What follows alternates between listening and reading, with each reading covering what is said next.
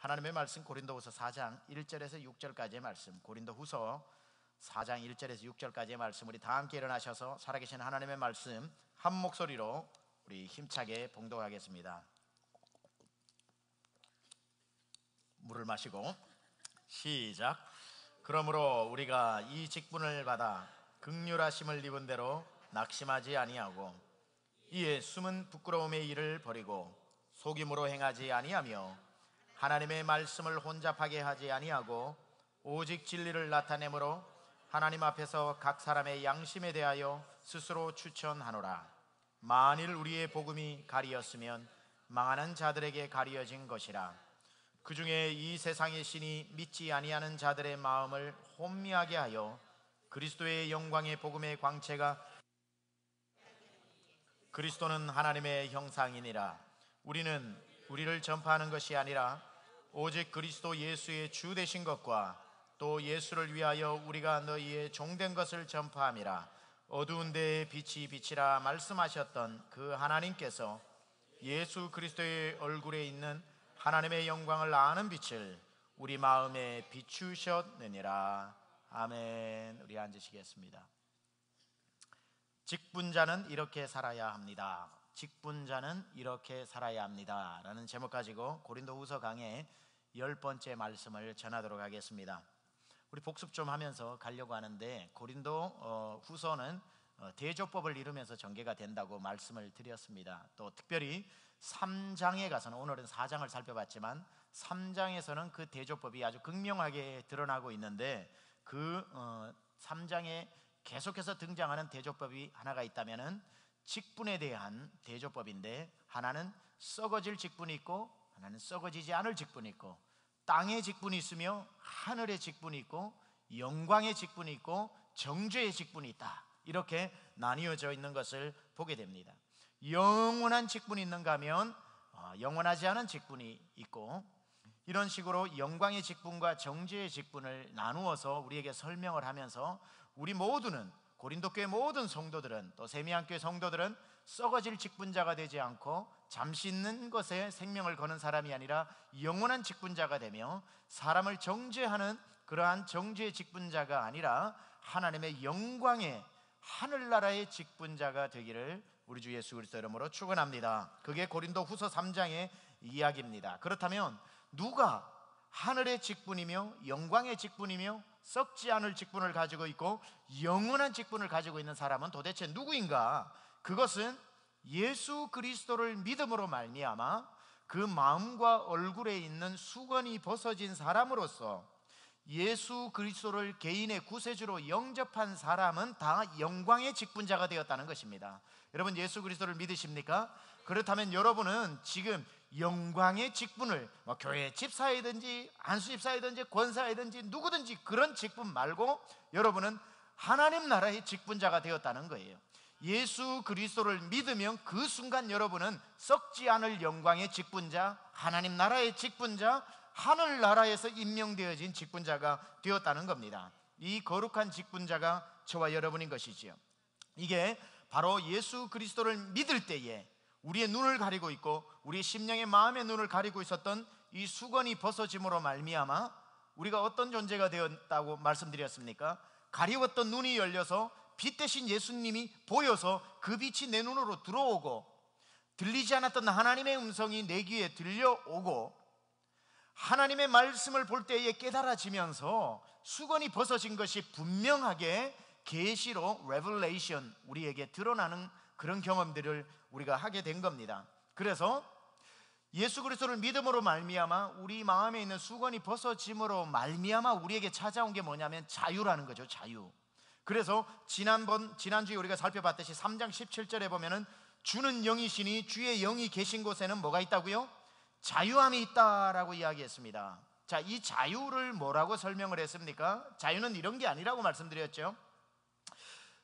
우리가 예수님을 믿기 전에 우리는 자유로워서 예수 믿고 이거 불편한 게 많구나, 예수 믿기 전에 내 마음대로 살았는데 라고 했던 그런 자유를 말하는 게 아니라는 겁니다. 사실 예수 믿기 전에는 자유한 듯 보이나 죄 아래 종노릇하고 있었던 거죠. 그래서 이 손을 가지고도 죄 짓는 데는 사용했지 주를 위해 한 번도 사용해보지 못해서 하나님이 지으신 대로 제대로 한번 자유롭게 주를 위해 사용해 보지 못했던 손이었는데, 봐야 할 것을 보지 못했는데, 나를 지으신 예수 그리스도를 바라보지도 못했는데, 이 입으로 예수님 증거 한번 못 해봤는데, 건강한 두 다리를 가지고도 복음 전하러 한번 가는데 사용해 보지 못했던 꽁꽁 사탄이 묶어놓은 동아줄에 묶여있는 것처럼 내 생각에는 자유로운 것 같은데 주를 위해 한 군데도 가보지 못한 실상은 죄의 종로로 타고 있었던 우리가 마음의 수건이 벗어짐으로 말미암아 우리 눈이 열려 예수 그리스도를 보게 되고, 보니까 받아들이게 되고, 받아들이니까 믿게 됨으로 말미암아 수건이 사라지고 나서 주의 영이 계신 것에 우리에게 자유가 왔다는 것은 뭐냐면, 드디어 눈을 가지고 눈을 보게 되는 자유가 있고, 예수님을 보는 자유가 있고, 귀로 말씀을 듣는 자유가 있고, 똑같이 앉아 있어도 여러분 제 말이 설교가 들리시면 아멘 합시다. 이렇게 설교가 영어로 들리는 사람이 있는데 귀를 가지고도 이 설교가 다 안 들리고 다 받아쳐지고 다 딴 얘기 같고 다 이상하게 들린다면 안 들리는 거거든요. 귀는 있으나. 그러나 우리가 예수 그리스도를 믿고 난 뒤에 말씀이 들리기 시작하고, 성경을 보면 눈으로 읽혀지기 시작하고, 손이 있으면 이걸 가지고 봉사하게 되고, 다리가 있으면 전도하러 가게 되는 이것이 자유함을 얻게 되었다는 거죠. 그래서 예수 믿고 난 뒤에 저와 여러분은 자유로운 사람이 되었다는 겁니다. 그래서 로마서 8장 1절 2절에는 뭐라 그럽니까? 그러므로 예수 그리스도 안에는 결코 뭐가 없나니? 정죄함이 없나니. 그 다음에 죄와 사망의 법에서 왜? 우리를 해방하였기 때문에 이제 예수님을 믿으면 우리가 종에서 자유자가 되었고 해방되어졌기 때문에 그 어떤 죄의 동아줄을 가지고 우리를 묶어 놓을 수가 없다라는 겁니다. 더 이상 우리는 죄의 종로로 타지 않고 그리스도 안에서 자유로웠기 때문에 이제 손을 가지고 그리스도를 위해서 봉사하려고 해도 할 수 있는 겁니다. 이제는 다리를 위해서 전도하러 가야지, 이 다리를 가지고 전도하러 가야지 갈 수 있는 겁니다. 이게 우리에게 주어진 자유라는 겁니다. 손을 주를 위해 쓰게 됐고, 입을 주를 위해 사용하게 됐고, 귀로 주님 생각을 가지게 됐고, 가진 모든 것을 내 자유의지를 가지고 그리스도를 위해 내 몸과 마음을 다 드릴 수 있는 이 자유, 그게 저와 여러분에게 허락되어진 참된 자유라는 겁니다.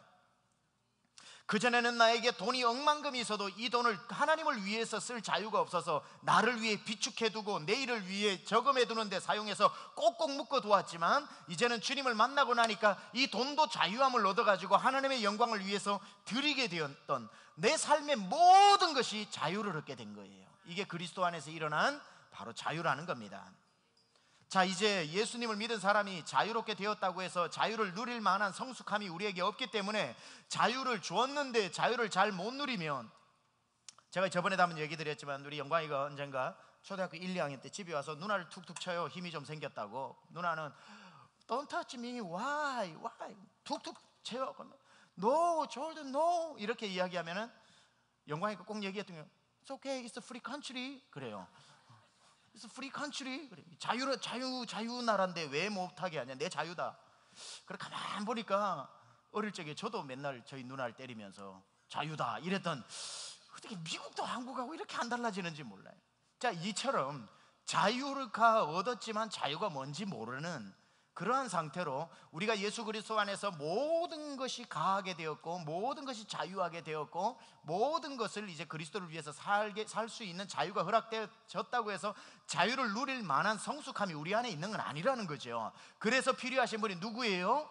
성령께서 필요하신 거죠. 그래서 성령님이 우리를 모든 어디로? 진리 가운데로 뭐 하시느니라? 인도하시느니라. 그래서 이 자유로운 우리가 성령의 인도함을 받아서 성령님이 기뻐하시는 곳으로 인도하는 대로만 가면 뭘 본다고요? 하나님의 영광을 본다고 그랬죠. 그래서 지난주에 우리가 하나님의 영광 안에 성령이 임하여 주셔서 저를 인도하여 주셔서 성령이 인도하여 가시는 대로 저도 살면서 하나님의 영광을 보게 하여 주옵소서. 그러면서 모세의 기도를 했죠. 원컨대 주의 영광을 내게도 보여 주시옵소서. 여러분, 하나님의 영광을 우리가 보게 될 줄로 믿습니다. 그건 성령의 충만함을 받고 성령의 인도함을 받고, 성령님이 말씀하셔도 말씀하신다고 다 따라가는 건 아닙니다. 우리는 그리스도 안에서 이 자유가 회복되어짐으로 말미암아 이제는 로봇가 된 것이 아니라 마치 아담과 하와가 선악과를 따먹을 수도 있고 안 따먹을 수 있던 자유의지처럼 우리가 그리스도를 믿고 난 뒤에 자유로운 존재가 되었지만 여전히 죄의 종로로 탈 수 있는 자유가 있고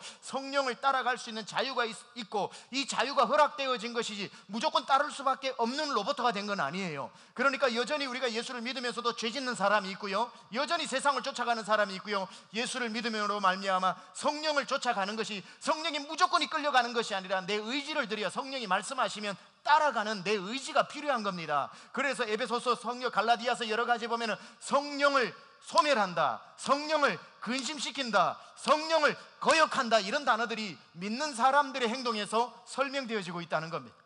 그래서 나는 예수 믿고 이제 성령님이 내 안에 오시면은 성령님이 날 이끌어 가주시겠구나, 모든 것은 성령께 달렸구나, 성령님께 달린 건 확실하지만 내가 성령님께 순종해야만 영광 가운데 들어가는 것이지, 얼마든지 예수 믿으면서도 성령을 거역하고 가지 말아야 하는데 가는데 성령께서 가지 마라고 말씀하시잖아요. 그러면 순종하면 하나님의 영광을 본다고요. 그런데 성령을 소멸하고 가버리면은 나중 형편 이전 형편보다 더 못해지는 그런 역사들이 일어나게 된다는 거죠.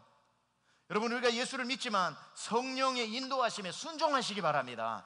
순종을 하려면 성령이 내 안에 강력하게 역사할 수 있도록 금요 성령 집회 나와서 기도하면서 하나님, 내 육신을 죽이고 성령의 역사가 나에게 불같이 일어나게 하여 주셔서 내 전인격을 드리는데 어려움이 없도록 성령이여 임하사 내 영혼의 소원을 만족하게 성령 충만, 불길 같은 성신이여 성령이여 내게 임하여 달라고 자꾸 기도를 해야 성령이 충만할 때 나를 이끌고 가기 쉬워진다는 겁니다. 이런 사람, 예수로 자유로워진 사람, 그 사람은 성령의 인도함을 받고 그 자유를 하나님을 위해 온전히 사용할 수 있는 그런 사람, 그게 바로 그리스도인이라고 말하는데, 이런 사람이 누구라고 말하냐면 하늘의 직분자가 되었다, 영원한 직분을 소유하게 되었다, 그 직분은 절대로 썩지 않는 직분이다. 이게 3장의 내용입니다. 자, 오늘 저와 여러분은 4장을 읽었습니다. 이 4장은 그렇다면 이런 하늘의 직분자, 썩지 않는 직분자, 영원한 직분, 이러한 영광의 직분을 가진 직분자는 어떤 자세를 가지고 살아야 되는가? 어떤 자세를 가지고 직분을 감당해야 되는가? 오늘 제목이 뭐라고요? 직분자는 이렇게 살아야 합니다 라는 제목으로 은혜를 나누고자 합니다. 자, 직분자는 어떻게 살아야 할까?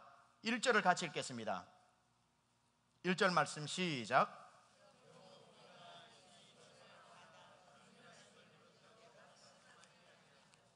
첫 번째, 직분자는 낙심하지 말아야 합니다.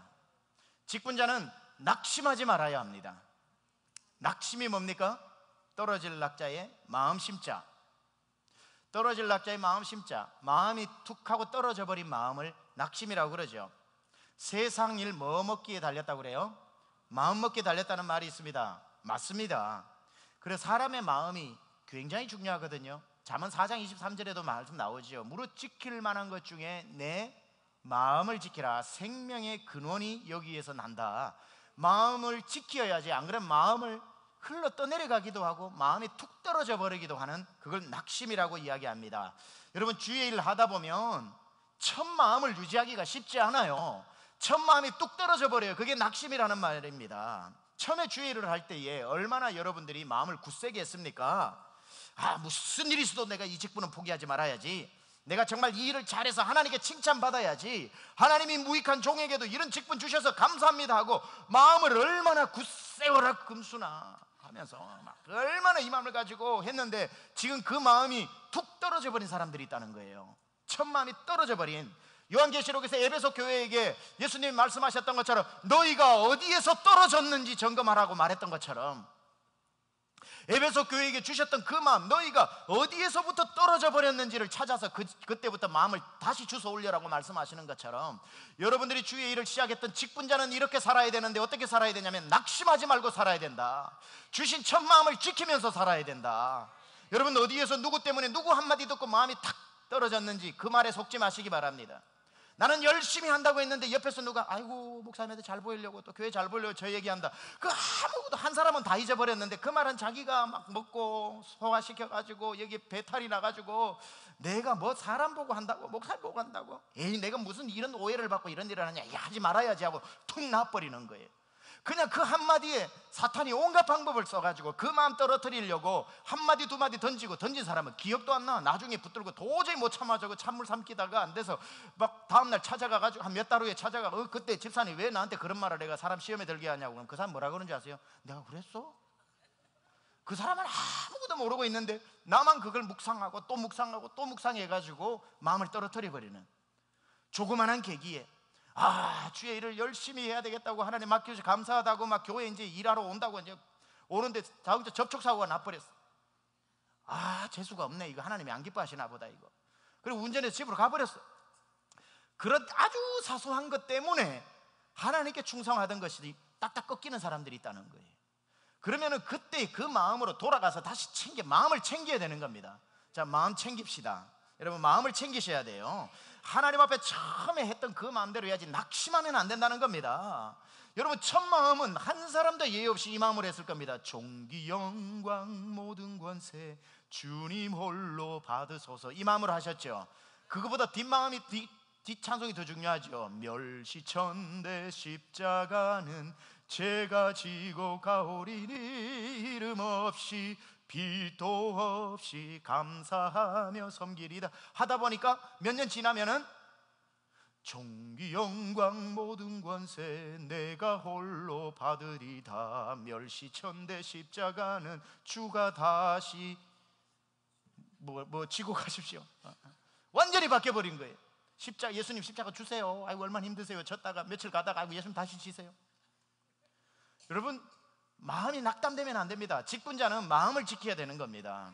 잠언 4장 23절 다시 얘기하면 무릇 지킬 만한 것 중에 너희 마음을 지켜라. 생명의 근원이 죽고 사는 게 거기에 달렸다는 거예요. 여러분, 마음을 떨어뜨리지 마세요. 마음을 굳세게 시작한 일이 얼마 지나지 않아서 조그만한 계기가 생기고 더 바쁜 일이 생겨가지고 못하고 누가 알아주지 않아서 그만하고 이만저만한 이유로 그 일들을 직분을 내려놓게 된다면, 한순간에 무너져 버렸다면 그 사람은 지금 낙심되어 있는 상황인데, 여러분, 낙심되는 게 이상한 건 아니에요. 누구에게나 낙심되는 순간은 옵니다. 그렇죠? 저에게도 오고 여러분에게도 오고 다 오지요. 그러나 그 낙심되는 순간이 올 때에 여러분 그 감정에 충실하면 안 됩니다. 충실해야 되는 감정이 있고요, 충실하면 안 되는 감정이 있어요. 그냥 감정이 든다고 다 충실해버리면, 시험에 들면 막 시험에 충실한 사람이 있어. 이 시험을 충분히 시험 드는 사람, 그런 감정은 빨리 무시를 하고요, 성령 충만한 감정은 충실하고요. 그래서 내 감정 중에 충실해야 되는지 무시해야 되는지 하는 감정들을 잘 여러분들이 구분을 해야 됩니다. 빨리 낙심된 상태에서 가서 주워 올려서 마음을 챙기셔야 되고요, 제자리를 찾아야지. 그 마음 떨어진 대로 마음대로 사는 사람, 한 번 떨어지고 계속 마음을 떨어뜨려 가지고 이제 누가 말을 해도 듣지 않고 10년 지나도 그냥 열심히 없고, 그냥 도대체 뭐 때문에 상처를 받아 그 마음이 거기까지 떨어졌는지 몰라도 도무지 주워 올리지 못하는 사람들이 있다고요. 평생 그냥 그렇게 예수 믿으면서도 아무런 재미가 없이 아무런 기쁨 없이 살아가는 사람들이 있다고요. 오늘 밤에 떨어진 마음 주워 올리는 밤 되시길 축원합니다. 직분자는 낙심하지 말아야 되고요, 낙심해도 빨리 원상복귀해야 됩니다. 그게 영역이에요. 그게 능력이라고요. 그게 성령 충만한 사람의 특징입니다. 낙심 안 하는 게 아니라 하면 바로 챙기는 거, 원상복귀하는 거. 모든 일이 귀찮아지고 이제 귀찮아서 주님의 일도 귀찮다 하지만, 여러분, 주님의 일은 귀찮아해서는 안 됩니다. 다른 일은 귀찮은 일이 생길지 몰라도 주님의 일도 귀찮아져서는 안 되는 겁니다. 살다 보면 바빠서 못하는 일이 있어도요, 하나님의 일을 바쁘다고 못할 일이 있고 바빠도 해야 할 일이 있지. 어떻게 하늘의 직분자가 하늘의 일을 바쁘다고 못합니까? 귀찮아서 안 해도 되는 일이 있고 귀찮아도 해야 되는 일이 있지. 하늘의 직분자가 하늘의 일을 어떻게 귀찮다고 안 합니까? 우리가 어디로부터 왔고 무슨 직분자인지를 알아야 됩니다. 회사 하나에만 우리가 취직을 해도 충성봉사하려고 그 월급 때문에라도 우리가 밤잠 안 자고 일을 하는데, 하물며 하늘나라에 고용되어진 일꾼으로서 하늘나라에 썩지 않는 직분자가 되었는데 귀찮다고 안 한다고요? 바쁘다고 안 한다고요? 그게 아니라는 겁니다. 세상에는 귀찮아서 안 해도 되는 일이 있지만 귀찮아도 해야 되는 일이 있고, 바빠서 못하는 일이 있지만 바빠도 죽어도 잠을 줄여서라도 해야 되는 일이 있다면 그건 바로 주님의 일이라는 겁니다. 그만둬도 되는 일이 있지만 그만둬서는 절대로 안 되는 일이 있는데, 그게 하나님의 일이고 하늘의 영광의 직분을 가진 사람, 낙심하지도 말고 포기하지도 말고 그만두지도 말고 맡겨두신 일을 감당하는 직분자들 되시길 축원합니다. 하늘의 직분을 가지고 썩지 않을 영광의 직분을 가지고 영광의 직분을 소유한 여러분들이 바로 그렇게 살아야 하는 겁니다. 여러분, 주님의 일은 절대로 기분으로 하는 거 아닙니다. 기분으로 해서는 안 됩니다. 기분 좋다고 열심히 하고요, 기분 나빠 그러고 안 하고 내려놓는 사람, 그 사람은 하늘나라의 직분자가 아닙니다. 땅의 직분자인데 하늘나라의 직분을 그냥 억지로 맡은 거예요. 그러다 보니까 너무 힘들지 기쁨이 없는 거예요. 사람이 알아준다고 열심히 하고 알아주지 않는다고 열심히 하지 않는 것, 안 되는 겁니다. 하늘의 직분자는 하나님이 보고 계시는 것 이유 하나만으로 알아줘도 안 알아줘도 그냥 열심히 하는 것, 이게 하늘의 직분자입니다. 사람들이 많이 봐주는 자리에는 부수의 신청자가 몰리는데 사람이 도무지 알아주지 않는 자리의 봉사에는 아무도 사역 신청을 받아도 하지 않는, 만약에 그런 교회라면 하늘의 직분자가 없는 교회입니다. 사람이 알아주는 교회. 주의 일은 기분으로 하는 것도 아니고 사람이 알아준다고 하는 것도 아닙니다. 주의 일은 낙심해서도 안 되는 겁니다. 자, 그렇다면 우리가 어떤 마음을 가져야 낙심하지 않을까? 어떤 마음을 가져야 낙심하지 않을까? 무시로 찾아오는 이런 낙심 앞에서 어떤 마음을 가져야 할까? 그 답도 1절에 나옵니다. 우리 다시 한번 1절 읽어보겠습니다. 1절 시작.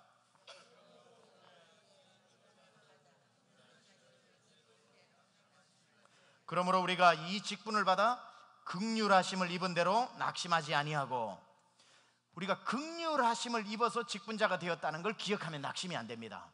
무슨 말이냐면, 긍휼이 다른 말이 뭐냐면 불쌍히 여김을 받다, 이런 뜻 아닙니까? 주여 나를 긍휼히 여겨 주옵소서, 이 말은 주여 나를 불쌍히 여겨 주옵소서 이 말인데, 우리가 직분을 어떻게 받았다고요? 공로로 받은 게 아니라, 시험 쳐서 받은 게 아니라 긍휼하심으로 받았다라는 거예요. 긍휼하심을 입어서. 이 말은 무슨 말이냐면, 하나님이 교회를 통해서, 하나님이 여러분이 너 뭐 해라 이렇게 안 주시고, 하나님은 교회를 통해서 성도에게 말씀하시고, 교회를 통해 직분을 맡기시고, 교회를 통해서 하나님께서 성도와 세상을 운영해 가시잖아, 그렇죠? 이거 하늘나라의 지점이 교회 아닙니까? 그래서 하나님께서 교회를 통해 여러분에게 직분을 맡기실 때에 여러분에게 큰 능력이 없다는 걸 알고 맡기셨다는 거예요. 그냥 긍휼히 여겨줘야 될 대상이라는 걸 알고 맡기셨다는 것을 기억해야 됩니다. 그러니까 우리가 대단한 존재라고 하나님이 착각하셔가지고 큰 기대를 가지고 우리에게 맡기신 게 아니에요. 그냥 불쌍히 여길 사람들인데 맡겨주신 거예요. 얼마나 마음이 푸근합니까? 하나님이 우리 수준을 알아주시니까.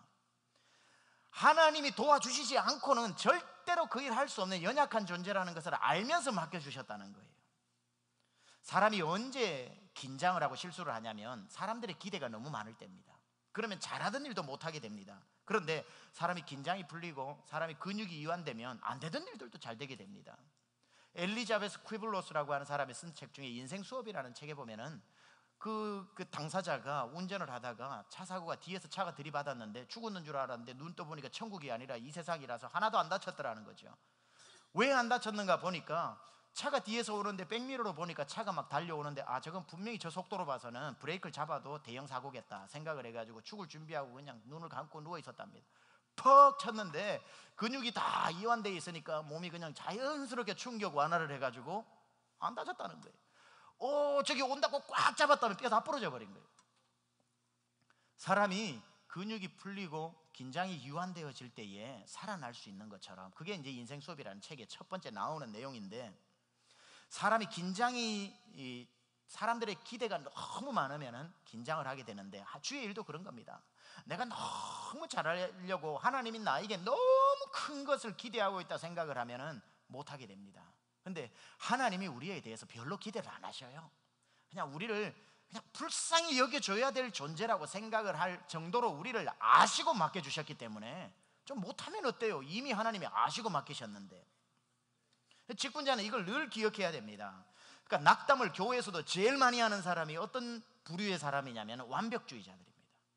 완벽주의자 성도들이 낙심을 잘해요. 왜냐하면 자기 자신에게 너무 가혹해요. 완벽하게 해야 된다는 부담감이 있어요. 그런데 안 완벽하거든요. 완벽주의자들의 특징이 뭐냐면 안 완벽하다는 겁니다. 그래서 완벽주의는 자기에게 완벽을 요구하는데 결과는 항상 안 완벽해. 그러니까 자기 자신에게 항상 실망을 하면서 하나님께 죄송해. 그러니 어떤 마음이 딱 들어오냐면 한두 번 해보고 완벽하지 않으니까 차라리 그만하자. 나 때문에 다른 사람들 피해 주는 것 같고, 괜히 내가 여기 있으면 더 잘하는 사람 앞길 막는 것 같고, 일찌감치 피해 주자. 그러고는 포기해버리는 사람이 있어요. 완벽주의자들이 잘못 생각하는 겁니다. 완벽하지 않아요, 그 사람. 주님 앞에 있는 모습 그대로 가세요. 주님은 여러분에게 완벽을 요구하지 않습니다. 완벽은 하나님 한 분 완벽하시기 때문에 그냥 긍휼히 여겨주는 존재라는 것을 하나님 알고 맡기셨다는 것에서 직분자들은 제가 무슨 여러분에게 뭘 완벽하게 요구하는 것도 아닙니다. 그냥 하나님께서 맡겨주시는 거예요. 아시면서도. 왜? 하나님이 완벽하시기 때문에 부족한 부분 하나는 채워주시거든요. 또 이 긍휼을 따라 직분을 받았다라는 뜻은 다른 말로 하면 또 어떤 말이 있냐면은, 직분을 감당하다가 힘들 때마다 하나님 앞에 이렇게 기도하라는 거예요. 하나님 불쌍히 여겨주시옵소서. 나를 불쌍히 여겨주시옵소서. 하나님 제가 능력이 부족해요. 좀 불쌍히 여겨주세요. 하나님 이 직분 잘 감당해 보려고 하는데 재주가 없어요. 불쌍히 여겨주세요. 하나님 불쌍히 여겨주세요. 직분자는 하나님 앞에 엎드려 긍휼을 구해야 합니다. 내 힘으로 잘해보려고 하지 말고 하나님께 불쌍히 여기달라고 자 기도하세요. 그러면 하나님이 가장 거절 못하시는 기도가 불쌍히 여겨달라는 기도입니다. 그래서 예수님 앞에 모든 문제를 가진 사람이 올 때 뭐라고 기도합니까? 다윗의 자손 예수 그리스도여 나를 불쌍히 여기소서. 그 말에는 예수님 발이 항상 멈추게 되어 있습니다. 여러분 주의 일을 하다가 힘들 때 주님 앞에 나와서 불쌍히 여겨달라고, 하나님 좀 도와달라고, 이 일에 지혜를 달라고, 이 일을 좀 가르쳐달라고 기도를 하시면 하나님 응답하시는 줄로 믿습니다. 그렇게 하면 하나님 도와주시면 지치지도 않고 낙담되지도 않고 낙심되지도 않고, 낙담되더라도 금방 회복되는 겁니다. 시편 42편에 내 영혼아 내가 어찌하여 낙심하느냐 어찌하여 낭망하느냐 너는 하나님을 바라라 오히려 여호와를 찬송하리라. 그렇게 하나님을 찬송하고 나면 낙심된 마음이 금방 원기 회복되는 겁니다. 오늘 밤에 낙담되어 주의 일을 하다가 그만둘까 막 외줄타기를 하고 있는 분들, 아니면 마음이 툭 떨어져 있는 분들, 이 말씀을 기억하고 원기 회복하시길 축원합니다. 영적 원기 회복. 홍삼 드시지 마시고 그냥 이 하나님의 신약 구약 드시고 원기 회복돼야 되는 겁니다. 홍삼도 드시고요. 홍삼도 좋습니다. 혹시 또 홍삼 딜 하시는 분 여기 계실라? 홍삼도 드시고 신약 구약을 더 많이 드시기 바랍니다. 두 번째, 직분자는 어떻게 살아야 하는가? 첫 번째는 어떻게 살아야 된다고요? 낙심하지 말아야 된다. 두 번째, 죄를 멀리하면서 살아야 된다. 죄를 멀리하면서 살아야 된다. 2절 함께 읽습니다. 2절 말씀 시작.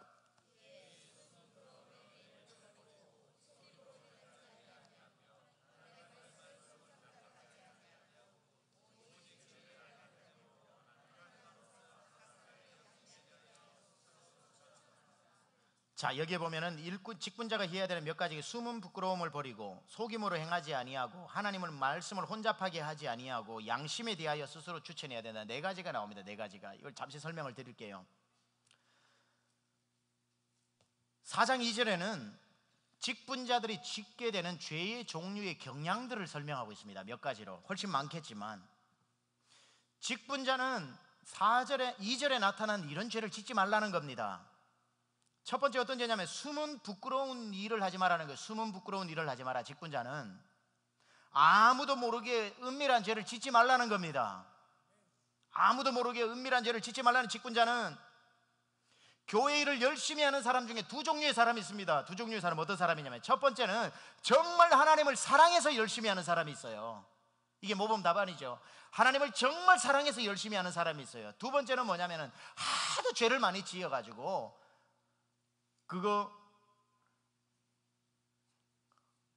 또이 하려고 이런 전문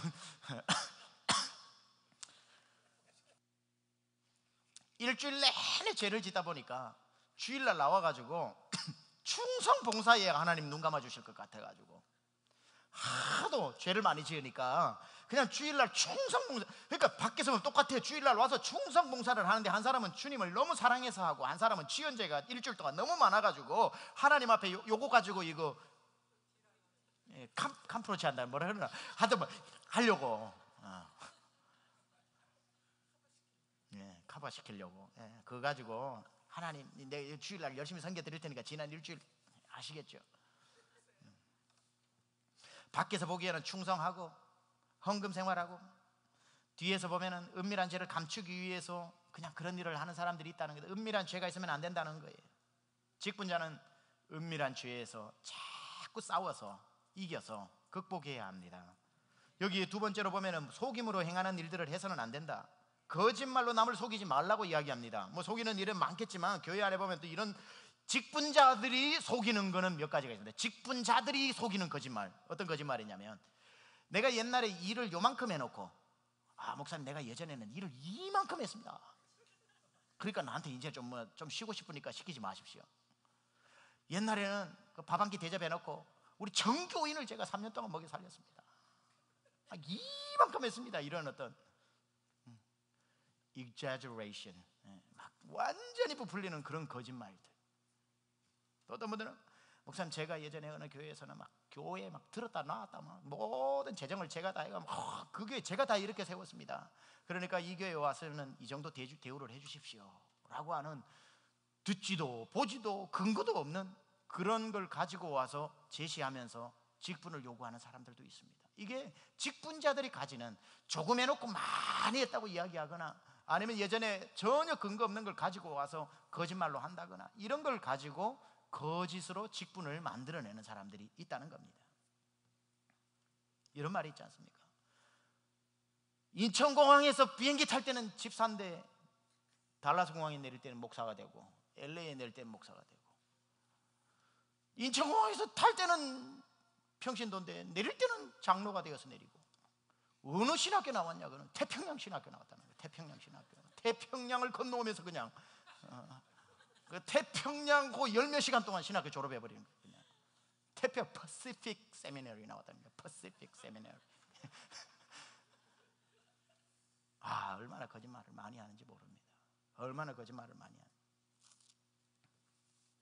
하나님의 또 여기 보니까 뭐가 나옵니까? 하나님의 말씀을 혼잡하게 해서는 안 된다. 직분자는 하나님의 말씀을 혼잡하게 해서는 안 된다.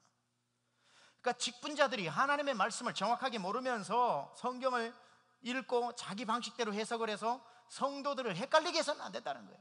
성도들을 헷갈리게 해서는 안 된다. 그거 큰 죄라고 말씀하고 있는 거예요.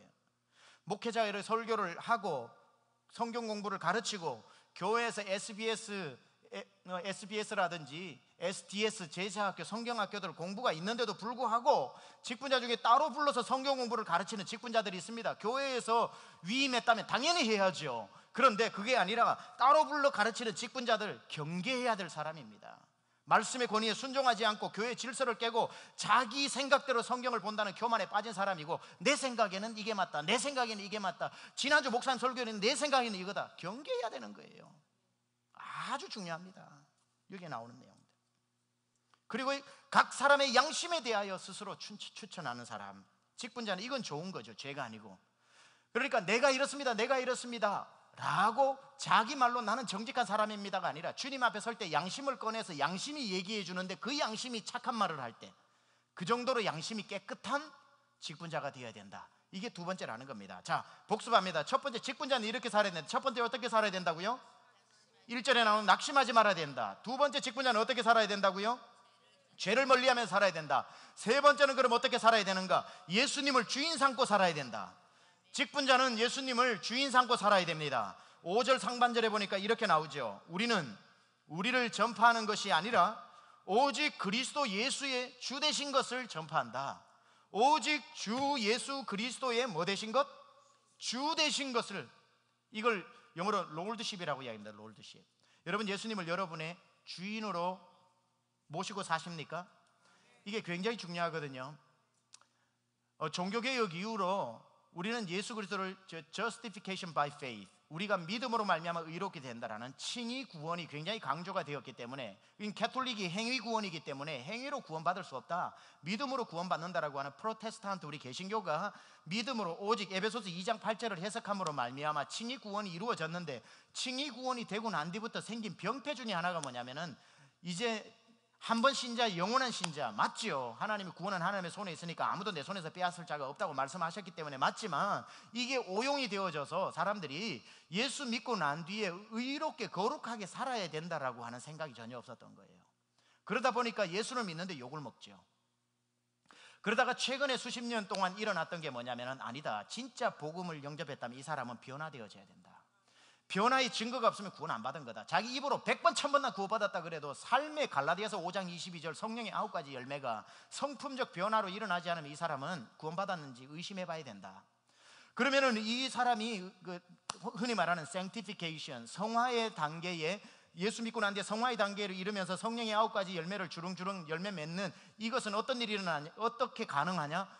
예수님을 주인 삼고 살아가는 사람이 그렇게 살더라는 거예요. 그게 롤드십입니다. 롤드십. 그래서 반드시 예수 믿는 사람은 나 예수 믿습니다 입으로 고백할 뿐 아니라 예수 그리스도를 주인으로 모시고 살아야 된다. 이게 이제 쭉 계속해서 롤드십 논쟁, 로이드 존스 목사님이라든지 존 파이퍼 목사님, 존 맥아서, 폴 와셔, 마이클 호튼, 이러한 사람들이 계속 주장하는 게 롤드십 논쟁인 겁니다. 굉장히 중요하죠. 저도 마찬가지고 이 맥락에 서 있습니다. 예수 믿은 사람은 반드시 예수를 그리스도, 구세주로만 영접하는 것이 아니라 그 구세주와 주인으로 모셔서 매일매일 삶에 예수님은 나의 주인인 줄 알고 그분 앞에 복종하면서 살아가는 삶을 살아야 된다는 겁니다.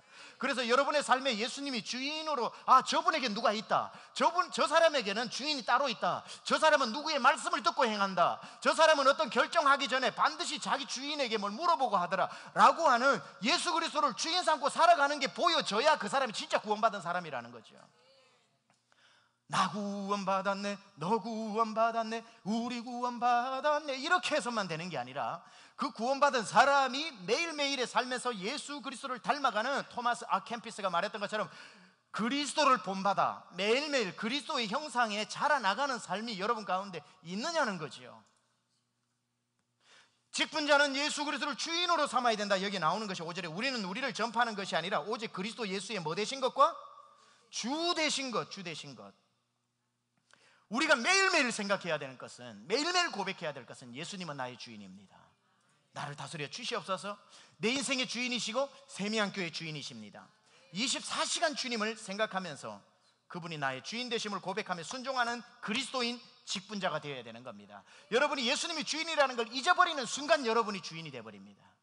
좌지우지하려고 하면, 교회를 움직이려고 하고 사람을 통치하려고 하고, 예수님의 종이라는 것을 잊어먹으면 안 되기 때문에 매일매일 24시간 예수님을 기억해야 됩니다.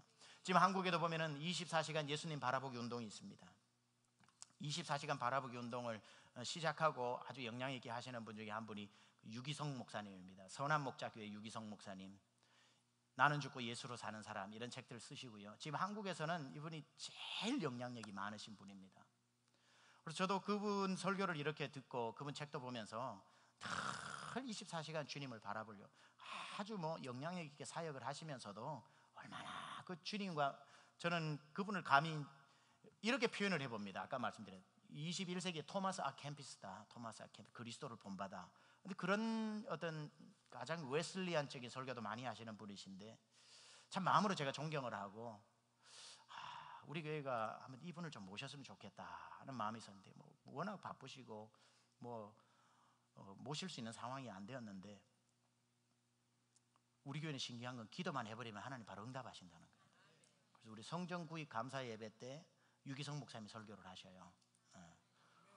이거는 거의 기적에 가까운 얘기거든요.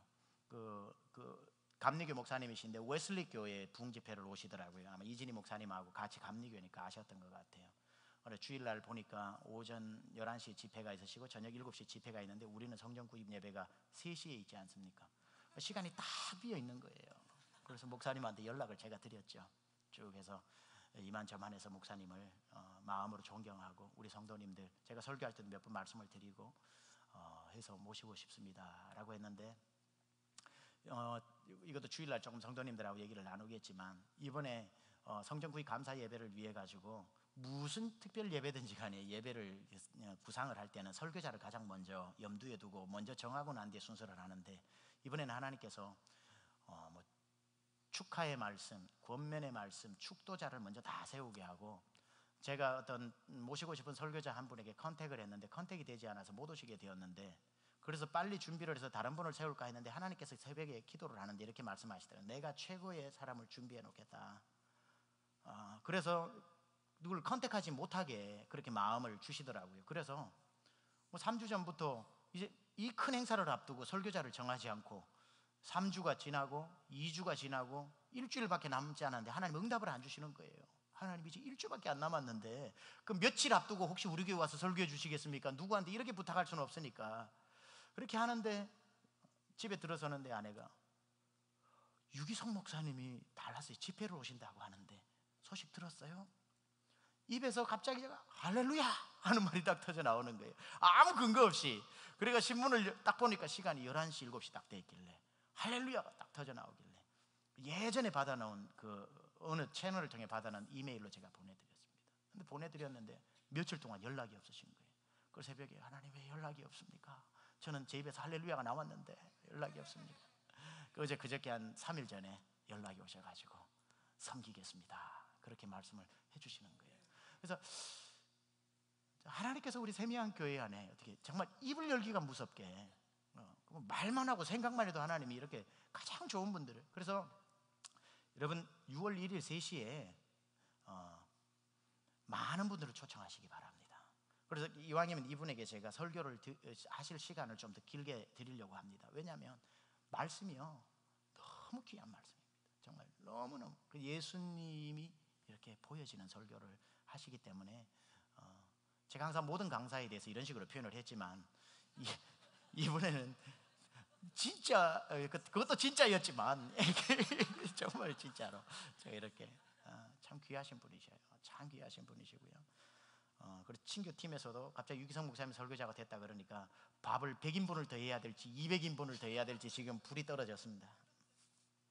이분이 24시간 예수님 바라보는 그 예수님 바라보기 운동을 하는데 참 귀하시더라고요.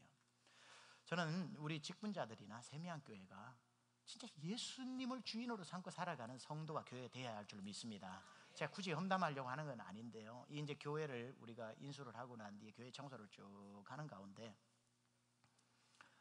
어제 저녁에 우리 부사역자 밤 10시까지 교회에 기도하러도 오고 그러시더라고요. 그래서 우리 서점에서 우리 부교역자 한 명이 이렇게 근무를 말하자면 서고 있는데 이제 제가 한 7시쯤에 와가지고 한 10시까지 3시간 같이 앉아서 얘기를 좀 나눴습니다. 쭉 얘기를 나누는 가운데 무슨 얘기를 했냐면 미국 문화가 그럴 거예요. 미국 문화가 미디어 룸을 가거나 어디 룸을 가거나 온 데 가보면은 담임 목사님 사진이 많습니다.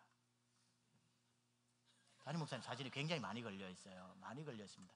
미국 교회들이 그래요. 어디든지 가보니까 아마 미국 문화라서, 문화적인 차이라서 제가 크게 이걸 이슈화 시키고 싶지는 않은데 진짜 많아요. 근데 뭐 목양실이라든지 뭐 강사 대기실이라든지 뭐 이런 데 걸려 있는 거야 괜찮다고 봅니다만은, 그냥 그 얘기를 우리가 우스갯소리 막 사진이 한 100장은 될 것 같다고 얘기를 하면서 우리 둘이가 얘기를 했습니다.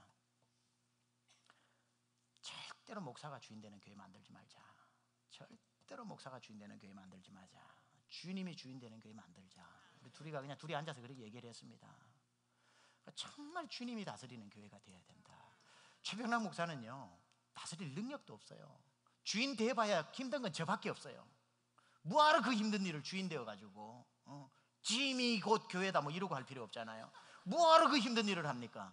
주님께 내어드리면 되는데, 주님 주인 되어 달라고 하면 주님이 다스려 주시는데 무슨 우리 힘으로 했으면 여기 와서 앉아 예배도 못 드려요. 그냥 주님께 내어드렸더니만 하나님이 척 필요한 분들 붙이셔가지고 하나님이 이루어버리시잖아요. 여러분 주님을 우리 예수님을 주인으로 대접해드리고 그 리더십을 주님께 온전히 드리면요 그것만큼 편한 인생이 없어요. 여러분의 가정의 주인을 예수님께 딱 맡겨보세요. 예수님이 알아서 하시는 가정만큼 편한 게 어디 있어요. 내가 주인 되니까 힘든 거잖아요. 내가 자녀를 어떻게 키워야 되고 내가 뭘 어떻게 해야 되고 우리 집 그냥 주인은 이 집의 주인. 그냥 여러분이 밥 먹는 옆에 예수님 그거 사진 그거 믿음 좋은 사람만 보인다는 사진 있잖아요. 이렇게 눈을 모았다가 폈다가 모았다가 폈다가 모았다가 폈다가 하면은 예수님 얼굴이 이렇게 딱 입체적으로 들어오는 까만 걸로 막 이렇게 눈 위에서 뭐 눈이 녹아 찍었다고 하는 그 밑에 주는 이 집의 주인이시여 뭐 식사 때마다 보이지 않는 손님이시오, 대화 중에 말없이 듣는 이시라고 붙여놨다고 주인이 아니에요.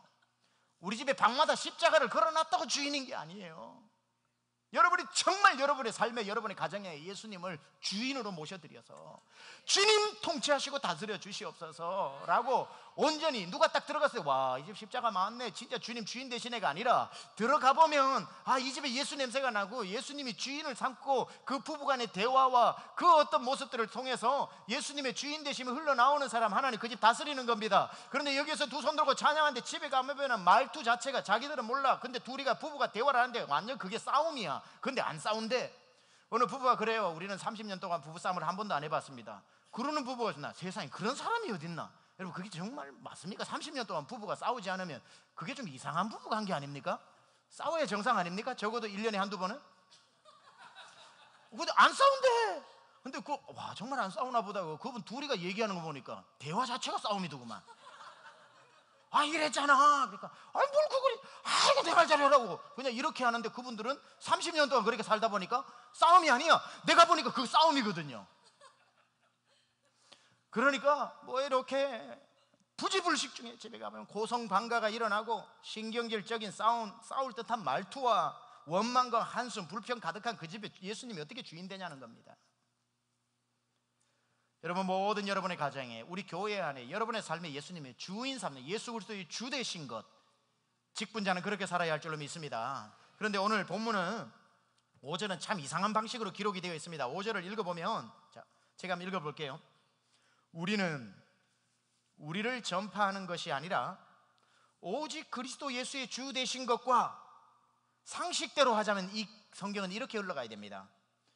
또 우리가 예수 그리스도의 종된 것을 전파함이라 라고 해야 정상인데, 그죠?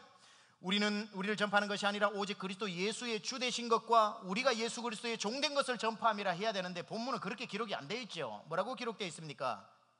그리스도 예수의 주 되신 것과 또 예수를 위하여 우리가 너희의 종된 것을 전파함이라, 이렇게 나옵니다. 말이 안 되죠. 예수 그리스도의 주 되신 것과 우리가 너희의 종된 것을 전파한다. 오늘 본문이 이렇게 기록되어 있습니다. 직분자들의 직분이 커져갈수록 나타나는 문제가 바로 여기에 있습니다. 목회자가 1번이고요 목회자를 포함해서 교회 직분자들의 착각 중에 한 가지가 뭐냐면, 내가 예수님의 종이지 당신들 종이냐, 이 생각입니다. 잘못된 생각이라는 거예요.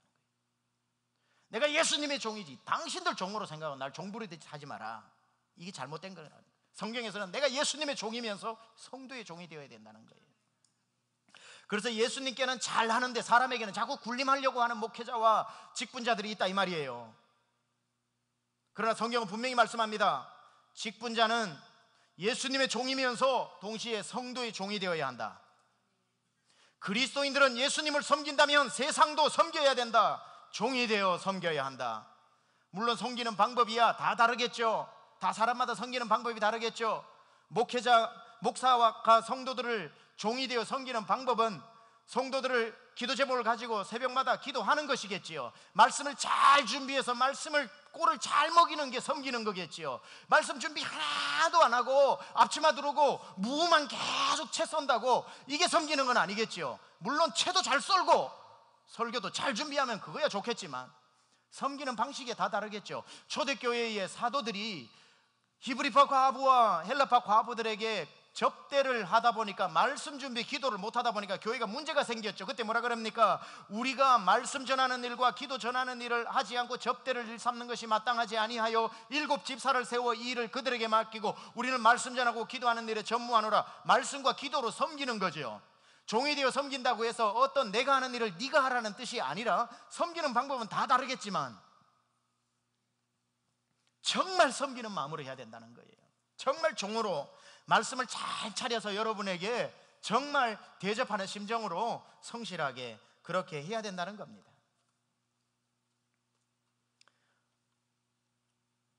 이처럼 목회자는 목회자 방식의 섬김이 있고 집사님들은 집사님 방식의 섬김이 있고 모든 사람의 방법이 다르겠지만 여러분 서로 옆에 있는 분들을 섬기는 종이 되어야 한다는 겁니다. 당신을 섬기겠습니다 하고 한번 인사 좌우에 한 번씩 하세요. 당신을 잘 섬기겠습니다.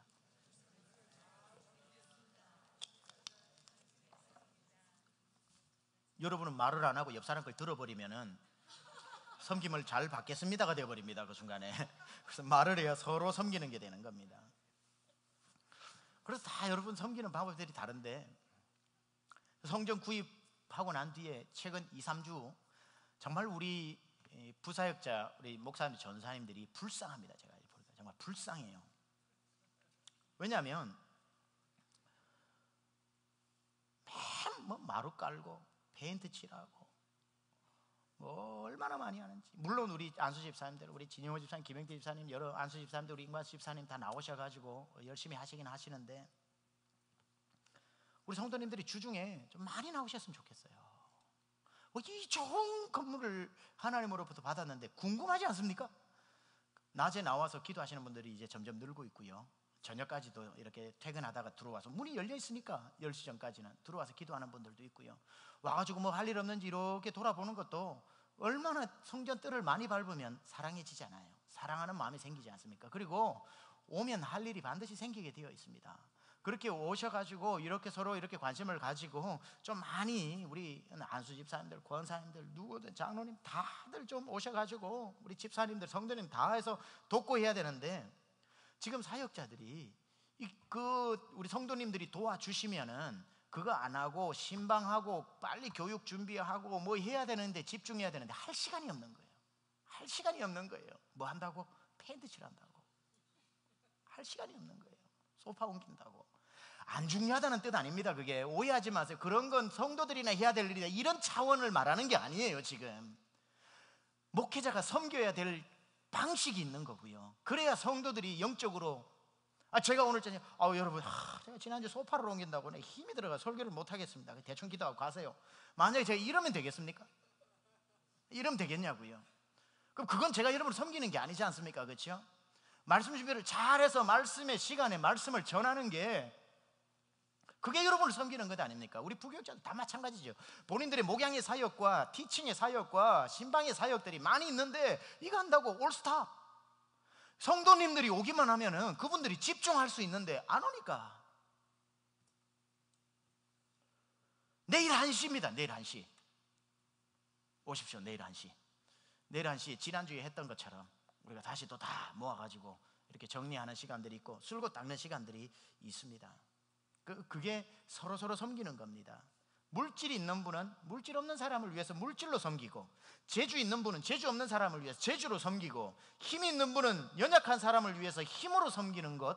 그래서 저 사람의 힘을 내가 덕을 받고 내 재주로 저 사람을 섬김으로 서로 종이 되어 섬길 때에 그리스도의 영광이 커져가는 겁니다. 일방적인 섬김 없습니다. 서로 섬김입니다. 내가 가진 것으로 섬기면 반드시 누군가가 날 섬겨주게 되어 있습니다. 그렇게 정말 여러분들 서로 섬기는 직분자, 이게 바로 주님이 원하시는 직분자의 모습이라는 겁니다. 자, 말씀을 마무리하면서, 그렇다면 왜 하나님은 우리에게 이렇게 종이 되어 섬기라고 말씀하실까요? 왜 너희는 나의 종이고 사람의 종이 되어 섬기라 라고 말씀하실까? 우리를 부려먹지 못해서 안달이 나신 분일까? 아니면 왜 종이 되어라고 그럴까? 하나님이 우리에게 종이 되어라고 하는 데는 중요한 한 가지 이유가 있습니다. 이유가, 그건 뭐냐면, 종이 되어 섬길 때 예수님을 가장 잘 이해할 수 있습니다. 가장 잘 이해할 수 있어요.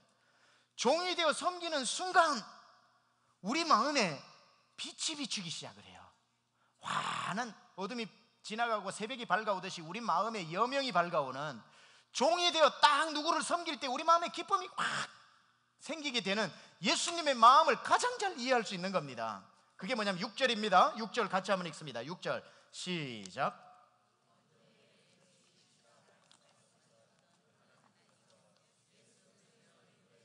하나님의 영광을 아는 빛을 우리 마음에 비추셨느니라. 직분으로 종이 되어 섬기면 우리 마음에 그리스도의 빛이 비친다는 거예요. 종이 되어 섬길 때에 딱 종 되어서 섬겨보세요. 누굴 가장 잘 이해하냐면 예수님을 가장 잘 이해하게 됩니다. 종이 되어서 옆 사람 섬기면은 서러워요. 종으로 섬겨주면 이러지 마세요, 이러지 마세요. 나는 뭘로 섬길까? 이게 아니라 사람은 섬겨주면은 주인 노릇합니다. 그러면 서러워집니다. 해줘서 고맙다 그러다가 계속 해주다가 안 해주면 안 해준다고 욕합니다. 그러니까 섬기면 서러워요. 그러면서 이 땅에 섬기러 오신 예수님이 이런 서러운 마음이 계셨겠구나. 희생을 하는 중에 예수님이 우리를 위해 이렇게 희생하셨구나. 서러움을 당하면서 예수님이 이 서러움을 나를 위해 참으셨구나.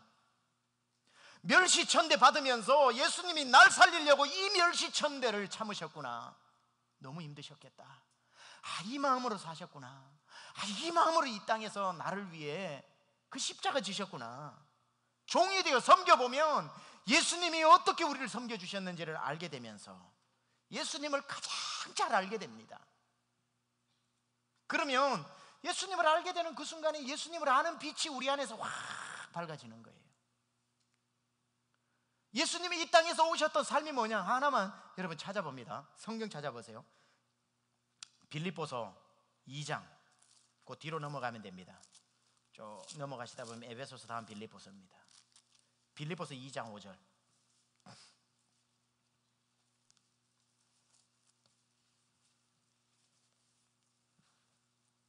예수님이 오셔서 사셨던 삶이 뭔지를 보시면 됩니다. 제가 읽을 테니까 눈으로 따라오셔요. 너희 안에 이 마음을 품어라. 곧 그리스도 예수의 마음이니 그는 근본 하나님의 본체시나 하나님과 동등됨을 취할 것으로 여기지 아니하시고 오히려 자기를 비워 종의 형체를 가지사 사람들과 같이 되셨고 사람의 모양으로 나타나사 자기를 낮추시고 죽기까지 복종하셨으니 곧 십자가에 죽으심이라.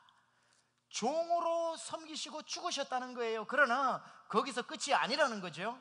종이 되어 섬기는 이들에게 주시는 하나님의 복이 그 다음 구절입니다. 이러므로 하나님이 그를 지극히 높여 모든 이름 위에 뛰어난 이름을 주사 하늘에 있는 자들과 땅에 있는 자들과 땅 아래에 있는 자들로 모든 무릎을 예수의 이름에 꿇게 하시고 모든 입으로 예수 그리스도를 주라 시인하여 하나님 아버지께 영광을 돌리게 하셨느니라. 예수님이 종으로 오셔서 죽으심으로 말미암아 나타났던 것은 하나님의 영광의 빛을 비추셨다는 거예요. 여러분이 종이 되어 섬기면 첫째는 예수님이 이 마음으로 섬기셨구나, 이 마음으로 종의 삶을 사셨구나, 이 마음으로 멸시천대를 이겨내셨구나, 예수님을 이해하게 되는 것이고, 종이 되어 살면 두 번째, 여러분이 종이 되어 살면 여러분의 삶을 통해 하나님의 영광의 빛이 비춘다는 거예요. 낮아지는 만큼 영광의 빛은 밝아지는 것입니다. 종이 되어 섬길 때에 두 가지 빛이 여러분 안에 비칠 겁니다. 여러분 안에 빛이 비추게 되고요, 그리고 그 빛이 가두어 두지 못해서 흘러나오는 빛이 될 것입니다. 섬길 때의 기쁨. 오늘부터 여러분 낙심한 분들 첫사랑을 회복하세요. 교회 와가지고 찬양팀을 섰을 때 첫날 마이크를 들 때 그때 여러분 마음에 빛이 비추지 않았습니까? 와, 기쁘다. 내가 잘할 수 있을까? 내가 어떻게 여기 서서 찬양을 할까? 그 첫 번째 비추어오던 빛이 꺼져버린 사람 다시 불을 피워야 되는 겁니다. 교실에서 내가 아이들을 키울 수 있을까? 그 첫 번째 첫날 교실에 들어가던 그 마음, 내 마음이 막 기쁨으로 밝아오던 그 마음이 꺼져버리면 안 된다는 거예요. 그 빛을 비추셔야 되는 겁니다. 그래서 그 빛이 흘러나가야 되는 것입니다.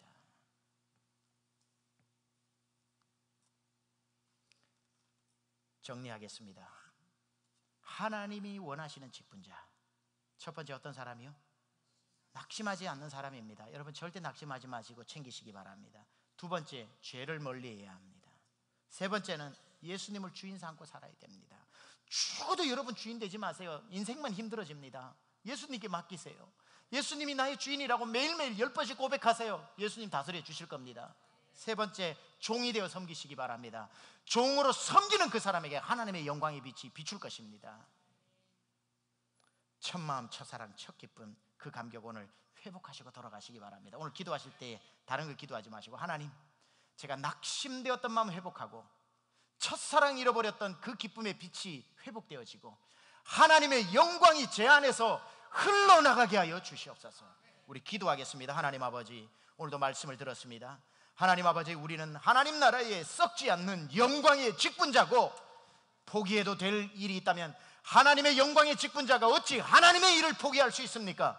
하나님, 포기하지 않게 하여 주옵소서. 낙심된 마음은 챙기고, 잃어버린 첫사랑, 첫 감격, 첫날 비춰오던 내 마음에 그 감격의 빛이 꺼지지 않게 하여 주시고, 하나님 계속 빛이어서 하나님 이 빛이 흘러나가서 너희로, 저희 착한 너희는 세상의 빛이라, 너희 빛을 보고 하나님께 영광을 돌리라고 했던 우리 안에 빛이 우리의 삶에 흘러나가 하나님의 영광을 드러내는 삶을 살아가는 저희들 되게 하여 주시옵소서.